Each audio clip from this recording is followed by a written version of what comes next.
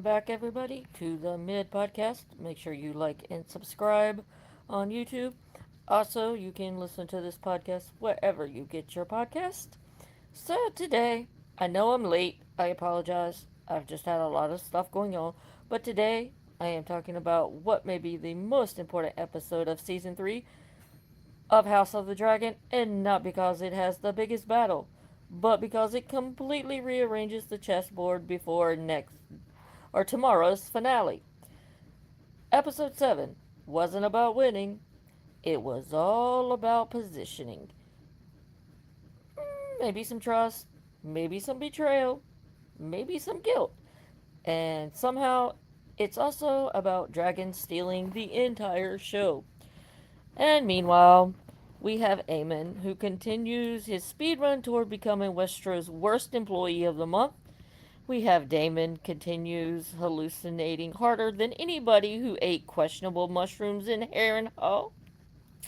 We have Rhaenyra, who's finally starting to act like a queen instead of someone waiting for destiny to hand her a participation trophy. And of course, there's Aegon. Ladies and gentlemen, how did the drunk idiot from season 2 suddenly become one of the most interesting characters on television? Well, I'm going to talk about some major storylines, talked about what worked, what didn't, symbolism, political implications, performances, and maybe some Easter eggs that you may have missed. So, hop on your dragon and let's get ready to fly. So, episode 7 was about consequences. And the one thing House of the Dragon has consistently done well is show that every decision, well, guess what? It creates another problem. Episode 7 is basically everyone paying interest on terrible investments. Let's think about the major players. Rhaenyra ignored Daemon. Daemon chased prophecy. Aemond embraced fear. Alicent empowered monsters. And Aegon wasted years being selfish. Now, nobody gets to hit the reset button. And unlike many fantasy shows that rush into giant battles, this episode slows everything down. It forces every character to sit inside their own mistakes. That's some mature storytelling. It also makes next week's finale feel earned rather than manufactured. So, Rhaenyra finally starts acting like the queen and continues to give us one of the strongest performances on television. Throughout the season, Rhaenyra herself has been questioning all her decisions, listening to prophecies, waiting for signs, trying to convince herself destiny is enough. And episode 7 says, "Hold my beer. I need to change that." Well, she flies Cyrex herself to investigate Damon's disappearance. That's leadership. She's no longer waiting for information. She's actually creating it. And that's a subtle, important difference. Earlier in the season, she reacted. Now, she actually acts. And finding Damon connected to Sheep Stealer, it kinda immediately changes her emotional state. She's hurt, she's angry, but, she's also practical.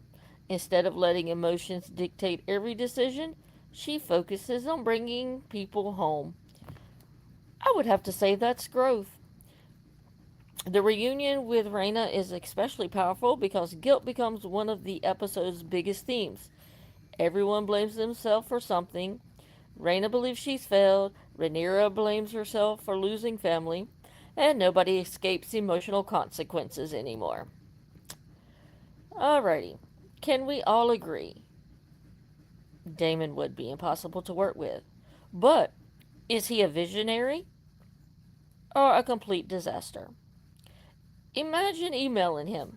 "Hey Damon, where are you?" No response. "Damon, currently bonding with wild dragons of destiny." Fantastic. HR, well, they would quit immediately. Matt Smith continues making Damon fascinating because you never know whether he's brilliant or just completely insane. Episode 7 continues this balancing act. He's chasing visions, chasing prophecy, chasing purpose. But while he's chasing all those things, he isn't leading. He's kind of abandoning his responsibility. That's the tragedy of Damon. He wants greatness, but greatness requires consistency. Instead, he keeps disappearing whenever people need him the most. Aemon is becoming the monster everyone feared. Every week, Aemon loses another piece of his humanity. This episode may be his darkest. He killed Sir Adrian, and it isn't just another murder, it's paranoia, insecurity, perhaps dictatorship. Aemon no longer trusts anyone. That's dangerous because rulers without trust become isolated, and isolated rulers make catastrophe decisions. Interestingly, the writers don't portray him as cartoonishly evil, but they somehow portray him as consumed by power. Power hasn't corrupted him, power has amplified everything already inside of him. Huh, kind of gives me Anakin Skywalker vibes while he was turning into Darth Vader. Alright, Allison makes one of her biggest moves yet, but does it pay off? Oh, let's talk about it. So she decides to poison her son Aemon. Yes, I said she decides to poison her son. Mother poisons the son. Sounds like I've probably seen this in like 3,000 shows on medieval periods. And whether viewers agree with her decision or not, it signals something huge. She no longer believes she can control events through conversation, and she is embracing darker methods. Olivia Cook deserves enormous credit as she communicates conflict with almost no dialogue. Her every glance, her every hesitation, and her facial expressions, they tell her own story. Alright, so let's talk about something that stilled the entire episode. That would be Aegon and Sunfire? Yes, let's discuss the biggest surprise. Sunfire? Alive? Well, everybody assumed that Sunfire was finished. Nope. Apparently, dragons don't read fan theories. They return in spectacular moments. Not simply because of visual effects, but because of symbolism, which seems to be our favorite word throughout this season. Aegon and Sunfire now mirror one another. Both scared, both dismissed, and both were underestimated. And somehow both are surviving. That's beautiful visual storytelling. The moment Sunfire answers Aegon's command isn't merely cool, but emotional. Their bond feels genuine. Unlike some rulers who command dragons, Aegon almost communicates with Sunfire like an equal. The scars actually strengthen that relationship. Instead of becoming weaker, both emerge stronger through suffering. It's ironic. The least responsible Targaryen may now possess one of the most emotional, compelling dragon relationships. Again, we have to give it up for the excellent writing for this season. Alright, so Helena, does she actually know everything? And can we finally start appreciating her? It seems every time she appears, yeah, something weird happens. The visions continue. Dreamfire finally gets significant attention. What makes Helena compelling isn't that she predicts events, it's that nobody fully understands her. She exists almost outside normal politics. Everyone fights over the crown.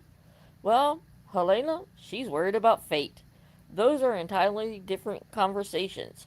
Her prophetic imagery suggests events are accelerated toward an inevitable catastrophe, which I'm pretty sure we're going to see in the finale. So, let's give some MVP rankings to the dragons.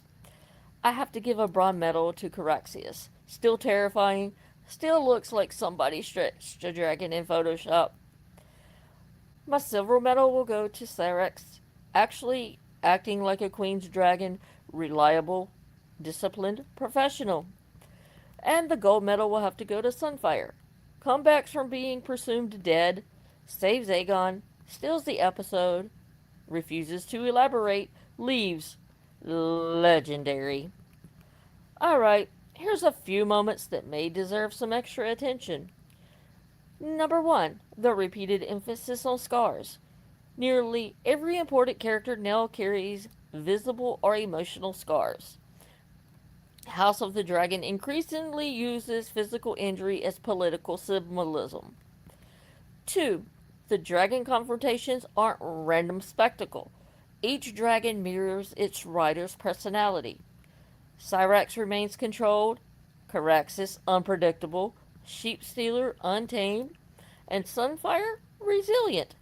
The dragons continue functioning almost like psychological extensions of their rider. 3. Reyna's storyline quietly pays off years of emotional setup. Instead of becoming merely the dragonless daughter, she finally becomes central to the narrative. 4. Notice how conversations increasingly happen in isolated locations? Characters rarely meet in large councils anymore.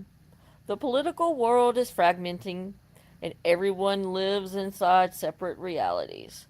And I mean, besides, do you really want to discuss things in council when you're doing devious things to try to keep your crown?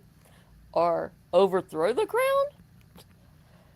My final thoughts for episode 7. Well, episode 7 succeeds because it doesn't rely entirely on spectacle.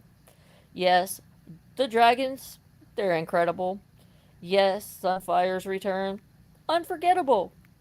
Yes, the visual effects continue setting television standards. But the real strength remains the characters. Nobody feels simple anymore.